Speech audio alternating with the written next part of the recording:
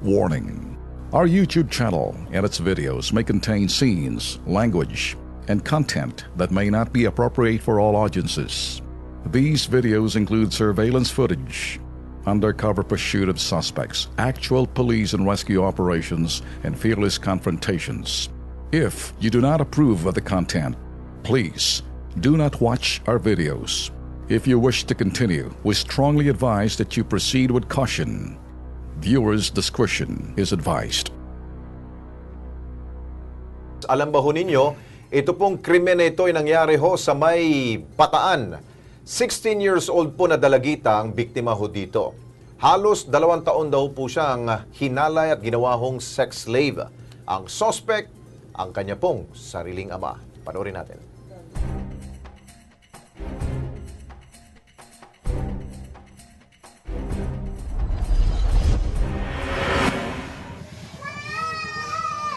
Nagkukulong na lamang sa bahay ang 16 anyos na itinago namin sa pangalang Rose. Biktima ang dalagita ng pangahalay. Pero masaklap niyan, sarili raw niyang ama ang lumabastangan sa kanyang kamuangan. Sariwa pa kay Rose ang malagim na sinapit niya sa ama. 8 na Enero, taong kasalukuyan. Habang natutulog silang magkakapatid, umatake na naman daw ang kamanyakan ng kanyang tatay. Oras na yun, natutulog siya. Nagising siya dahil may nararamdaman siya na parang may sa maselang parte ng katawan niya.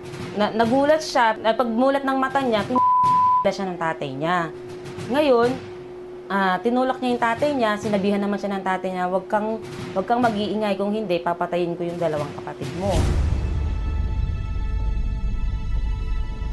Noong mga sandaling yun, saktong dumating ang kuya ni Rose at nakita ang mga pangyari. Ginawa nung kuya niya, sinigawan niya yung tatay niya ng, sige, ituloy mo. Doon pa lamang huminto sa ginagawang kabastusan ng tatay niya. Kasama si PO3 Analisa Vergara ng Women and Children's Protection Desk Officer ng Orani Municipal PNP sa Bataan, na siyang humahawak sa kaso ni Rose, binisita namin ang biktima. Siyempre po, masakit po sa akin kasi kapatid ko to.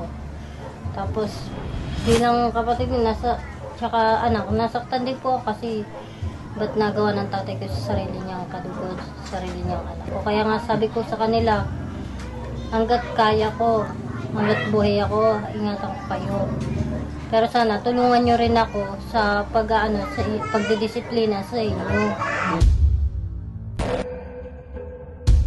Sa pagkakasuplong ng pamilya ni Rose sa pulisya tungkol sa umano'y pangahalay sa kanya ng ama noong araw na iyon, inaresto ng otoridad ang salarin. Noy inamin na rin niya sa women's desk na 14 anyos pa lamang daw siya nang halayin siya ng kanyang tatay. Dahil sa takot na papatayin ang kanyang 2 nakababatang kapatid sa oras na siya'y magsumbong, inilihim niya sa pamilya ang pambababoy. Naharap ang tatay ni Rose sa kasong Rape in Relation to Republic Act 7610 o Child Abuse. Walang piyansa ang kasong ito. Tututukan naman ng Crime Desk at WCPD na may pasuri sa eksperto si Rose para maibsan ang tromang dinaranas niya ngayon. Okay, hindi ho natin na-warn ng ating po mga televiewers. Isa pong maselang kaso po yung amin pong nailathala sa inyo. Pero ganun pa man, biruin mo, Ben, no? Tatay. Yeah. Yes. Ay, nako. Pero Lex, kung kayo huy nasa probinsya, kung minsan, yung iba kasi parang alam na nila, tumatahimik lang. Nangyayari na lang ho yan kapag medyo, yan ho talagang ginagawa ng crime desk natin, Lex, talagang pumupunta kahit saan. Yung mga kasong hindi ho naririnig sa balita, pinupuntahan ho natin para magkaganon, magkaroon ho ng sinasabing solusyon dito ho. Tatay, ano pa magagawa mo? Parang byudo na.